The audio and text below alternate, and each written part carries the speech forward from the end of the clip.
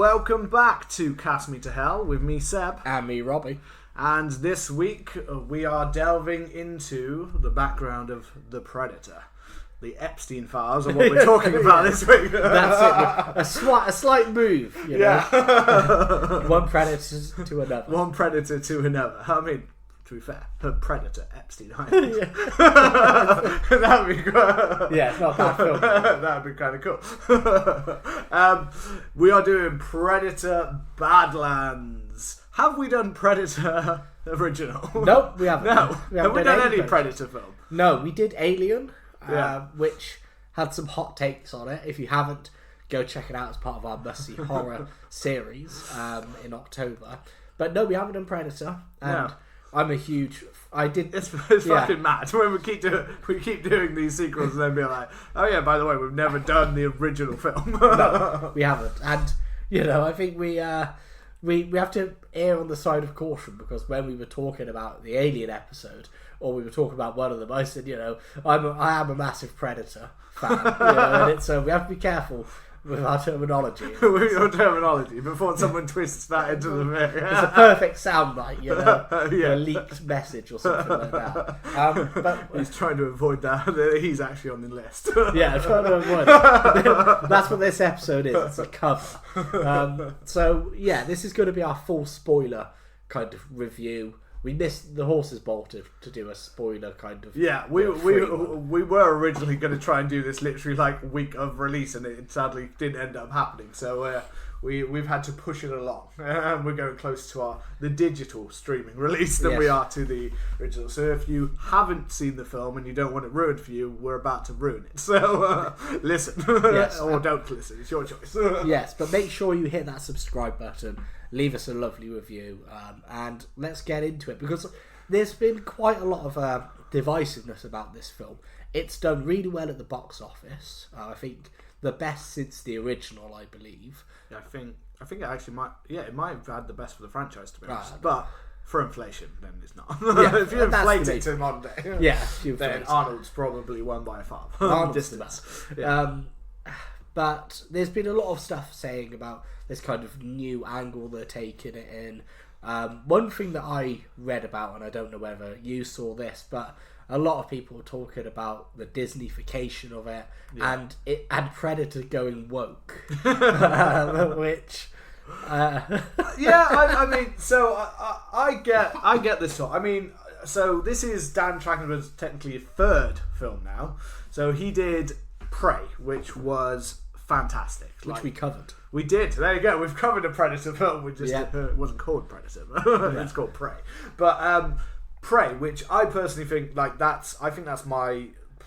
haven't rewatched it, so I need to rewatch it to decisively say. But I'm pretty sure, like, when I watched it, I was like, this I think is probably my favourite sequel of all of the sequels. I think that was such a well-made film. I think in terms of the filmmaking of it, I think that was like probably the prestige. Like, I know the original Predator is Arnold, and it is that. And to be fair, the one thing I will give kudos to for the original Predator more than anything, and there's lots of things I could give great things for, but we'll do an episode on that one day because it will happen. But it's the Predator film mainly comes away without going full Arnold Schwarzenegger's quippy film. Although it's got some of his moments, it's got some of those. It's not like, it is one of those where I thought about this and I was thinking, the problem is that Predator is a really Arnold Schwarzenegger-y film. But it's actually, if you look at a lot of the other films he made, this one actually gets to almost be its own thing without having to be fully the Arnold show all the time. Like, all the other people do get a look in, whereas if it was like Commando or so, it gets mainly just Arnold making a quip every 2 seconds, and then killing someone for like pinning them up against a wall or something like that, or the gay guy. Yeah, I mean, we do get stick around when he throws the knife into the guy. I'm not saying we don't. It's Arnold Schwarzenegger. You can't. He physically could probably. He could try to do Shakespeare and he would still make a quip while trying to be like Othello. That's black. He'd do that. It's Arnold, man. It's Arnold. It's Arnold. But like the original is like such an entertaining film and such an amazing survivalist like film, you know, and it has such cool elements and such great action to it. So it's almost its own thing, but it does border on that kind of like action film. Yeah. And then Prey is a little bit, although it's got that, it's much more of like a suspenseful kind of like hunted film, I think, throughout its kind of time. But I just think Prey was just an exceptionally well made film. Yeah. So that Dan Trachtenberg's now taken that and decided he's basically now going to be like the overseer of Predator because he just seems to love it. So he made Killer of Killers, which you watched. I watched the night that we went to see Predator Badlands. I got back, I watched it. So an anthology. Yeah, anthology, yeah. Yeah, of Vikings, Samurai, and World War II. Yeah, I think it's World War II. War. Yeah, so and those are really cool. You get to see some of the stuff that many people would say they probably wanted to see this film be. Instead of being this Badlands film, which we've got here with the protagonist as a predator, they wanted to see, you know, I think the amount of people that have said, one, they want to see basically just them versus like the Yakuza back in the, after Predators did it. Yeah. They want to basically just see a film of them basically versus the samurai, like Predator versus Samurai. Which would have fucked. Yeah. You know? The original, one of the early ideas for this one, for Badlands, because he was looking for different ways, and one of the earlier ones was basically, how do I make the Predator protagonist? So, and his first idea was, well, that's easy. If you do them versus the Nazis, of course you're going to root for the Predator. Yeah. So he was like that, but I think he went very much with Dan Trachtenberg went very much with the idea that although many people would love to see that, you're not making the Predator into anything of a deeper, less than one-dimensional character that is just hunting Nazis. And where's the actual story? Like, where's the real story to get to that? As much as you want to see him with like Hitler's head in his hand, Yeah. like walking through the thing, it's a really cool idea. And I think partially what he said was the reason that some of them ended up being in Killers of Killers, because as much as he would like to flesh some of those out, he couldn't find the story angle to make it like a feature length that would be consistently interesting enough or have enough thing to not just be Prey again, basically Prey, but just with a different kind of character, and that's what he was struggling with. I think. I also think he's looking at a bigger universe here, and he's trying to turn Predator into more. Well, that's the one thing with Predator; it's a bit one-dimensional. Yeah. However, my kind of rebuttal to that would be that if you're going to a Predator film for the story, it's like going to a prostitute for a conversation, you know, like it's not what you go for. I go to a Predator. I will drop a rather kind of hot take that I don't think there is a bad Predator film. I like the Predator. I think the story and the logic behind why they're doing it, I think that's dog shit. But like I said, I don't go to the film. There was a lot in the Predator that I really enjoyed. I didn't I'm not completely against it. I think literally the main thing that like just was like a sad ending part was just that weird ass ending, which is just like, let's turn him into Iron Man. Well, yeah, the weird ending, but then also the whole like we're hunting this boy for his autistic boy. We're hunting an autistic boy. Yeah, that's the ultimate thing that we could have as a name, which is Epstein, you know, for hunting children. However, it was an odd one that Shane Black, who was in the original Predator, came back to write the Predator and had also refused to help with rewrites on the original Predator because he was like, no, this isn't like anything like that, and then that's the story he comes back with. Yeah, which is odd. So I kind of get it, and I do like that we see some more stuff. Like, one thing I will say about the film is it looks great, and some of the exploration of like the Predator's homeworld, seeing some more of the new weapons they've got is good. You get the opening scene, which is basically the main character Deck scrapping against Quay, his brother. And it's quite like action packed. It is, yeah. The starting action is really cool. It's a really cool battle. You've got them bouncing around, moving around. It's a little bit CGI for my taste. That's the only one thing I was like, feels like it's one of those ones that like at first and this is cool, and then it goes on for like another minute or two, and you're like, now I'm starting to get like Transformers feeling of like I'm watching nothing fight each other kind of thing. Yeah, I'm watching CGI in like 10 years time, I'm going to be like, this is PS2 graphics. But the choreography of the fights are very good. I think a lot of the way that they fight in certain battles and stuff is a very cool like way that it's shown. Also, I think one thing about this that can be, taken out of that is, no matter what you can take it, this does more for the mythology, the lore, the whatever you want to get of the Predator. This tells you more about like the Predator's like kind of approach to things and beliefs and like underlying than most other of them have ever done. Yeah, definitely. Because we actually get to learn about the Predator as a person instead of learning about just like, there's the bloke in the tree. But I'm torn. I don't know whether that's a good thing or not. What, taking them out? I think part of the horror is not knowing, is being like, thing. It's so alien, it's so human. It has some kind of culture, but it's so distant, it's so different to you that it's terrifying. But then it's also like, are they going to run into a bit of a like Prometheus Covenant thing where we have this alien, we have the xenomorph, and it's a terrifying, iconic creature, and then you go, where did it come from? And then you've got, you've got Ridley Scott talking about this man drinking this goo. We still don't know where the fuck it came from. It got 2 films down and it still didn't fully explain how we got a xenomorph. So do we need 3 movies that are 3 hours long each to explain what a xenomorph is? No. Like, but I don't know. But I think this one doesn't do that though. It doesn't do like that. One thing I can say good for it, and like you just said about the running time, is this is a pretty sweet. It's like an hour and 47 minutes. Yeah, it doesn't. It could have really longed this out, made it film. We could have made the long walks over the cliffs be like Lord of the Rings and be like, we're going to long this out. We're going to have a big long adventure kind of thing. But instead, he keeps it pretty pacey. He doesn't like waste too much time. It's very much about still like Prey was. It's very much about the environment around them. And it gives time for that, but not enough time that you're like, all right, I've seen enough CGI blobs to you can move on now. I liked the world. I thought it was a really hostile place. It's quite interesting, a lot of the stuff that they thought about. Yeah. Like the weird kind of like other alien creatures. There's that dragon thing, like Vulture, that kind of like drops a rock to try and set the things off. The one he's hunting that's kind of like an elephant underneath a huge, like, basically like hard covering kind of thing. Like when it peels back, it basically looks kind of like a bit like an elephant underneath a huge rock thing. And when he gets cut in half, it's pretty awesome. When the Predator literally like cuts him into 2 pieces, like that's pretty cool. The thing with the tree that's trying to swallow them. There's a lot of like really interesting, or just the plant life. The fact that they've given like ones that basically and one thing that I do think is a very cool for the Predator kind of thing, kind of a little bit like what they did in Prey as well, is all of these things from the very first time you see like a maggot that basically explodes and things like that.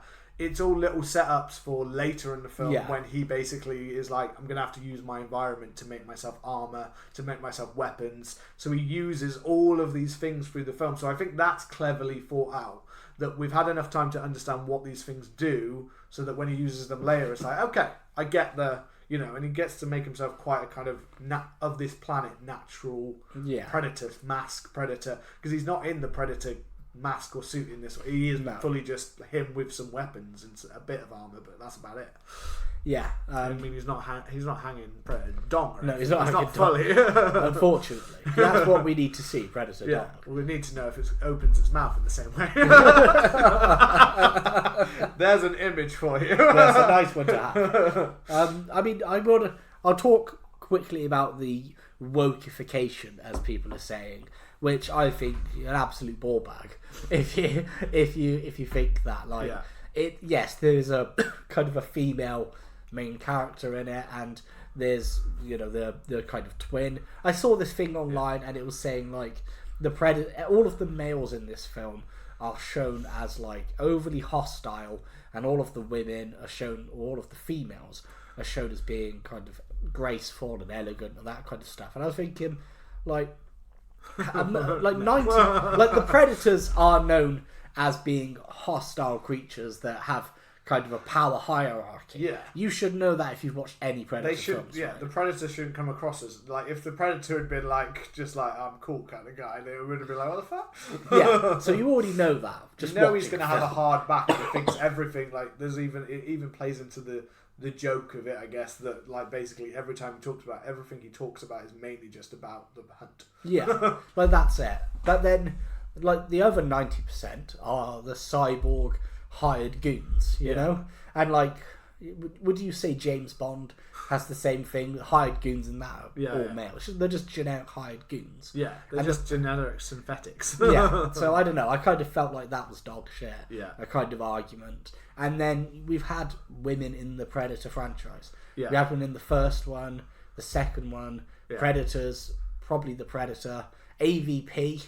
Yeah. You know, I think Ella Fanning does a great job as both sides of different ones. One's a villain, one's a thing. I think I liked her as the her as the synthetic. There, she added an element in this. In this is what I think he was trying to do with it though. Is he didn't want to make the Predator, because let's be honest, if you just left the Predator as he is and he's not being fully, you know, they're not making him to something he's completely not. He's still mainly just focused on the hunt and has no other things to him. They're pretty much still playing into what we kind of know about a Predator, is that they are mainly just focused on the hunt. Yeah. And frankly, that they are a bit of a bore, and they have to find a way to make him somewhat interesting if you're going to have him as a protagonist. So they need someone for him to bat off of, kind of thing. Yeah. It needs to be that.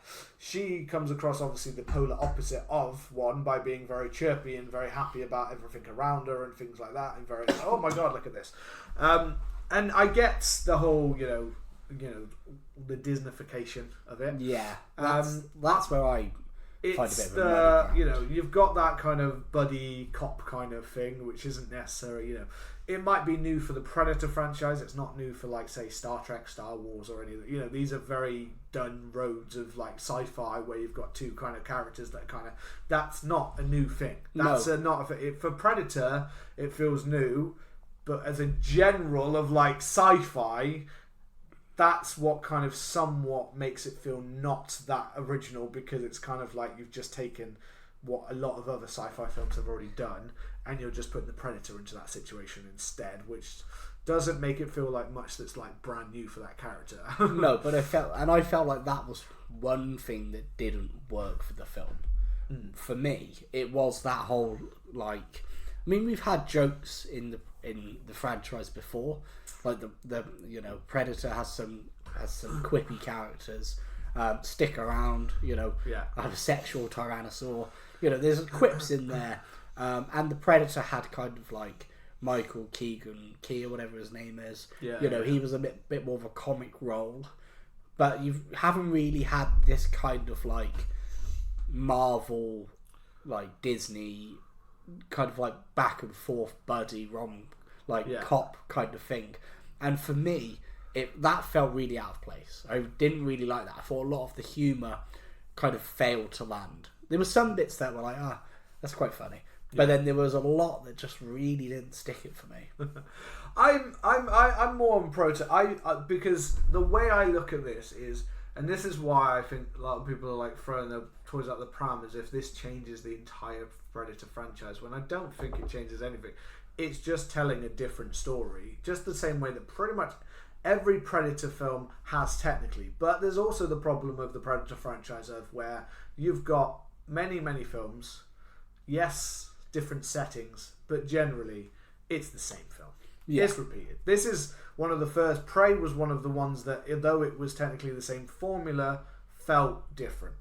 Killer of Killers has 3 different stories, same formula pretty much as Prey, but still, you know, different in certain ways, different stories they tell, or different ways, but it's still just a Predator hunting someone down. You know, it is what you want from the Predator franchise. I think this is just the first thing of trying to be like, I can branch this franchise, like I can try to open up what this franchise can be. But just because this one deck character does this does not mean that every other Predator is like him. Even the backstory we get of the Predator here doesn't necessarily apply to every other Predator character who there ever is or will be. No. I think that's the one thing that can be taken from this is he's trying something new, and it's not necessarily has to make any difference thing, because they don't have to necessarily revisit half of this stuff. I think he's building a unit. He's trying to build like a multiple thing here, where I think multiple characters from different kind of iterations of it will appear in some form or something. I think is what we're building towards here. Yeah. Which is, might work, might not work. I don't know. Like, I don't know whether it needs that kind of thing. But at the same time, it's the same. Like, if I was to look at, say, this and then look at, say, Alien Romulus, at least this is trying something new. Yeah. Whereas I think my problem with Alien Romulus was just it's the same old stuff. It's the same. You're not doing anything really different with Alien. You're just trying to recreate the past, and you're not doing it as well as the original or the second one, or like. Yeah. Whereas at least I think Predator. This is why Predator has a lot more to go than Alien does, because a xenomorph is a xenomorph. There's not really much you can do with a xenomorph. Well, you know what I mean? Ridley Scott would differ. He begged to differ on that one. And that's why there's not another one of his films Yeah. because he failed. He tried to make it different and he tried to expand it. But the problem is, at the same time, this is, in some ways, they can get behind it. There are things that are problems with this. It is very straight. The alien companion partner, I can't remember what his little name was, but Bud. I think it was Bud. Yeah, little Bud.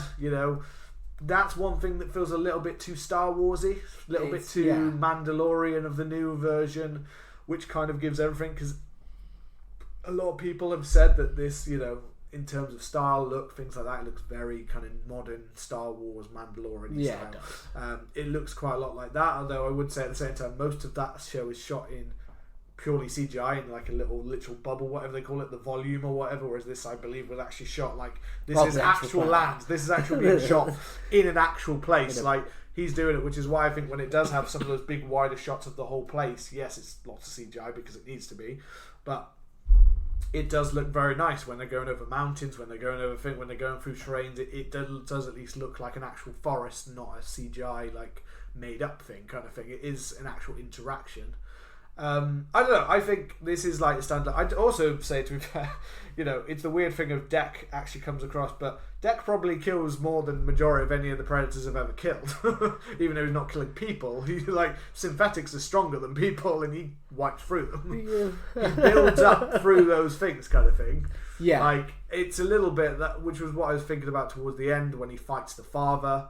And it's like the fact that he manages to beat the father, even though the father seems to be a well-trained for a very long time of the Predator, and he manages to defeat the father kind of thing, with cunning. But I guess that's what the story is. It's him learning to be, this kind of fighter, but also proving himself, because at the beginning of the film, nothing says that he's actually a bad fighter. It just says that he's just seen as the runt of the litter. Yeah. Which I also think works well for like when people were like, his design looked fucking terrible. Like, he looks bad. He's meant to be weaker. He's meant to look like tinier. He's meant to be like the little ugly duckling of the Predator family. For their beautiful family that they are of the Predators. Beautiful bunch of guys. Yeah, so he's meant to be like the little runt of the litter. So he is meant to be smaller. That's why he looks different. Things like that. There is an established story here. But if you like the classic Predator, this story was never going to be anyone's favourite. Yeah, that's the problem. If you are stuck on the idea of Predator being the horror character hunter, then it's not that you don't get some cool like kills, like the stuff he does to like synthetics and ripping them apart and some of the creatures. It's cool. Really cool. Some of the blade action we get to see, things like, I love the laser bow and arrow that he has at the certain point in the film. That's really cool. I love some of those action set pieces that are in there. But this is not going to be your favourite film if what you want is basically a bunch of humans being chased by a predator. I think I'm in that camp. Yeah, you just want the horror. Because I feel like there is scope to do things, and I feel like having the different time lines, different errors. I think there's lots of interest in that, and even if it's just the same thing, I think I would prefer that. I'm not saying that this is a bad film. I did enjoy it. But there were moments where I was watching it and I was kind of like this is a very, for the franchise, I've watched Walter Goggins' skull get torn out of his asshole in this film,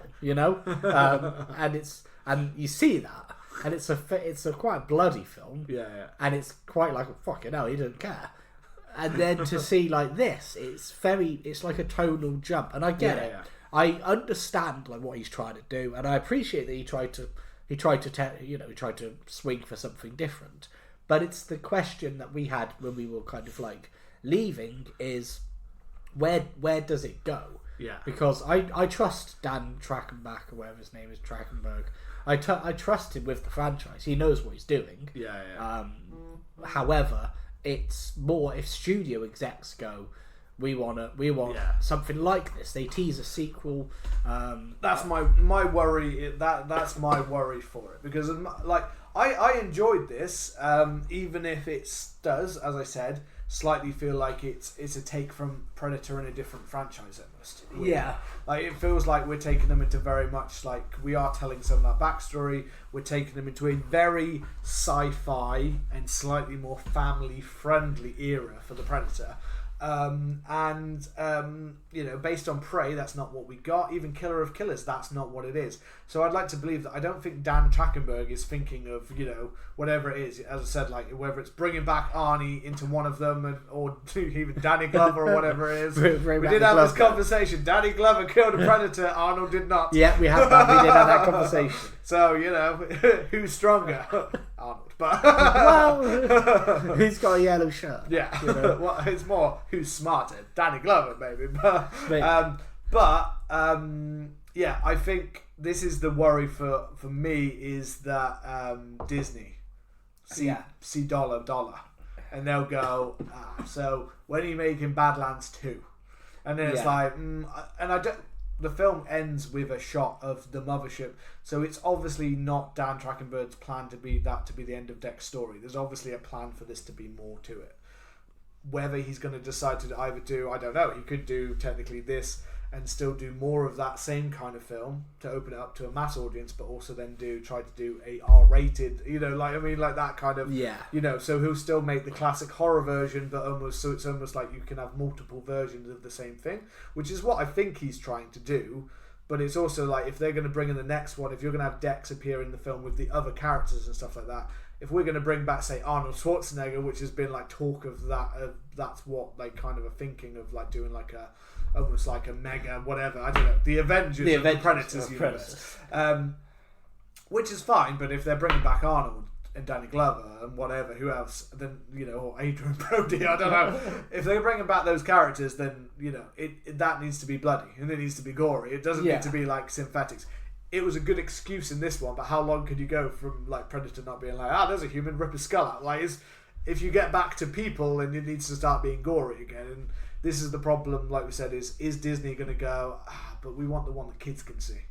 Like that's the worry. That is the main concern with this, because as much as I enjoyed this film, I don't think it's necessarily one of the strongest of the franchise, only because I think it feels too eerily like Star Wars or something like that. It feels a little bit off at times, where I did enjoy the story and I think it's entertaining and I think it's a good film and I think it's a well-made film and it looks good and it's got a lot of good ideas for the Predator franchise. But I think it is like the first kind of like, it's there, but I'm more interested in where, like, and like Killer of Killers, where like, yeah, I like this, but I also would have liked to have just seen that whole Viking story just play out into one big ass like Predator versus the Vikings, and see that film that's literally like that, like it's fucking you know what I mean? Like, I'd like to see like fucking get Mad Mikkelsen or someone versus a fucking Predator, and I'd be like, that'd be class. I'm soaked, you know what I mean? Like, but this is the interesting thing, because this is the first one he got to release into theatres, because Prey Prey was made with the streaming in mind, because that's when Disney was very much like, we need content,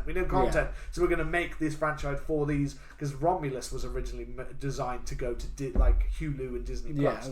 Both of those were designed for streaming by the old guy, and then the new guy came in, why the fuck are you making films like that to go onto streaming only? You're not fucking Netflix, get them in the cinema. Like, I do think though, if Prey, I think we might even be looking at something different if Prey had been released in the cinema, because I think that would have done very well as well. Probably with the reviews. Great film. But this is the problem of like, this is the first one that's got a cinema release, so is it going to track there, where now it's like, well, the other one was streaming, so we don't really care much about what it made money. It made money as in like, it's content for our streaming service.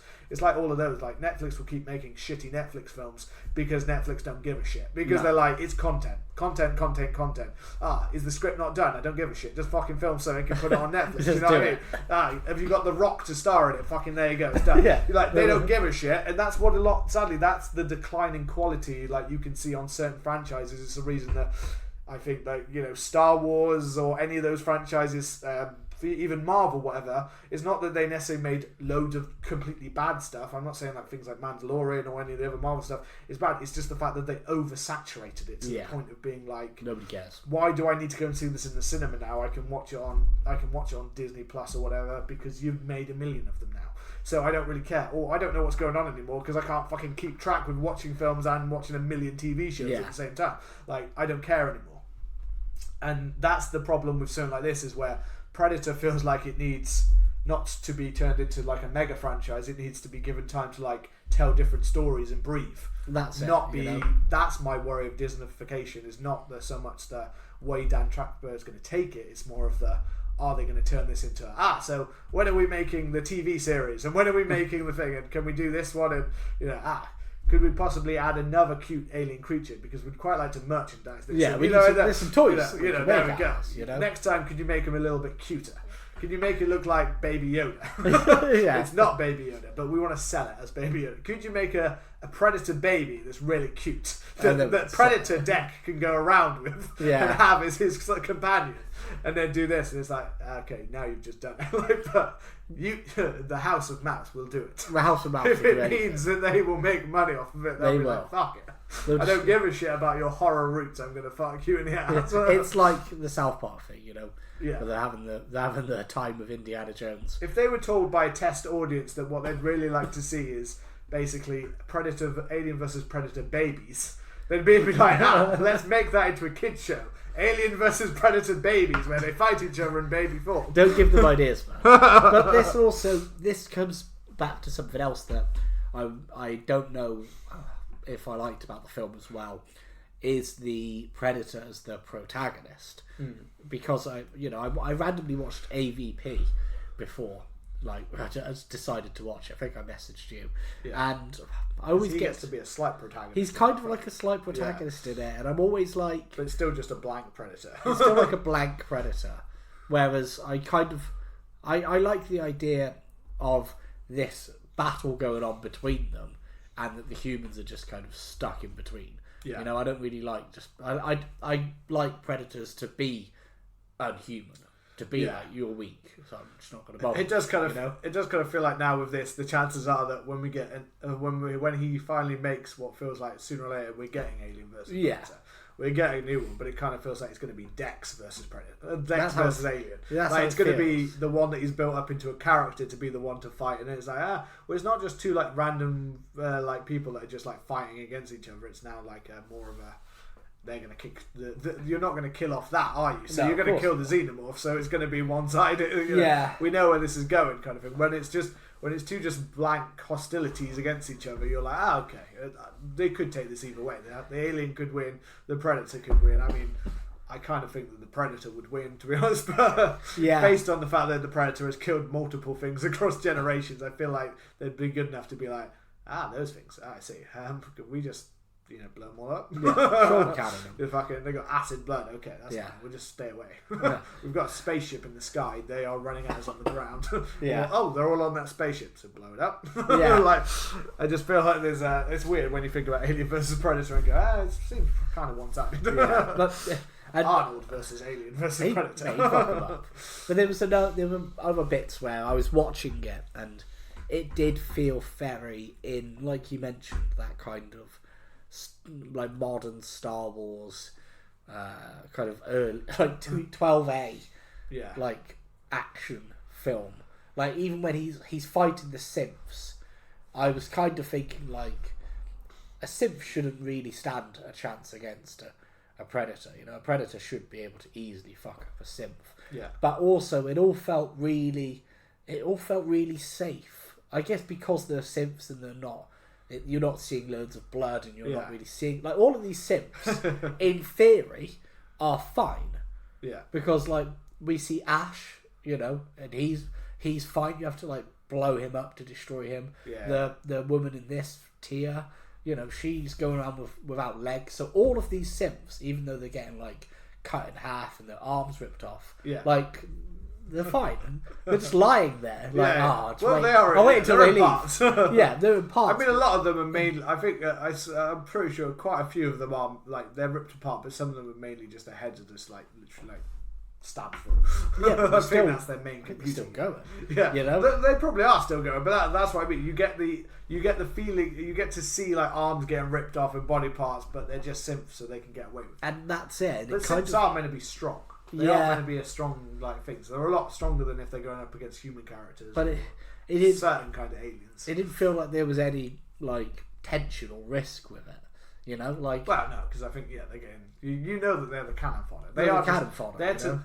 But that's the same as like the same way you feel about some human characters and think you're here just to die. Yeah, but then my thing is those humans, like the bit in the Predator, you know, where they all go into the woods. Yeah. Like humans have like feelings. Yeah. So there's a bit, I don't know if you were aware. So there's a bit where humans, if you're fighting a predator, you're gonna shit yourself. Yeah. You're gonna feel terrified, and it kind of adds this tension, it adds this chaos to it. Whereas a synth is just like. I'm just fighting it. So it felt really kind of like it felt nice to look at, but kind of a bit bland. Yeah. And then I don't know if you got this as well. And this was why I was like, what am I watching? It's like the end is all very CGI. Yeah, there is a lot of CGI at the end. I mean, it's got a giant monster in it. Yeah, and that's what I mean. I was kind of like, I liked this film. I don't want people to think I didn't. I did enjoy it. But I hope this isn't the new direction of it. You know, I don't think a Predator film should be 12A. You know, like the first one was 18. I think the only one that wasn't was maybe Predators. Yeah. AVP maybe was a 12A. But 15. It was a 15 in the UK anyway. In the UK. PG-13 UK classification. Yeah. But yeah, I just feel like it felt very sanitary. Yeah, I don't. But at the same time, we also got to have times when we get to see the Predator literally like fighting monsters and fighting things like that, which we haven't got to see. And that was cool before. You know, we haven't got to see the Predator like in a home environment actually fighting. Yeah, we've had Predators, which has a couple of those bits, but it's still mainly just Predator on a different planet. You know what I mean? It's mainly just that. You know? So, like, I think there's things that outweigh like we're not going to see the same, or like the humans dying, or the emotive part that I think somewhat gets replaced by like getting to see the Predator actually go up against like, well, let's be honest, things that are actually more of a threat to him than a human ever has been. Yeah. Because mainly we've only ever seen them against humans, and let's be honest, well, they're not. That's why they are just the prey, because they are no match for a predator kind of thing. They just aren't. So it's kind of nice to see the predator out of its comfort zone and be in like the one that is almost more of the prey than the predator kind of thing, the one that is under attack. So I think that's the part that makes this feel like it's like, I think it's a worthwhile venture for the film to work. It's just not what we want every time. We want to see more of the predator being like, we don't want the protagonist element to end up being like, now every predator has to be a protagonist, or every predator has to be fully fleshed out for it to work, because it doesn't. You know what I mean? The creature that you had in Prey, for instance, is mainly a completely silent kind of in the distance, and it's more about how the human survives the predator. You know, and in many ways, the survival instinct part is kind of what we want to see, which we get with Dex in this film. But, you know, it's kind of nice when it's like, yeah, well, you're surviving because your life is on the line. Whereas with Dex, it never feels quite so like, well, you're not just, you've made him the protagonist now, so the predator's not just suddenly going to just get killed. Yeah. You know what I mean? Like, whereas when it's a human character, you're like, oh, yeah, you could die.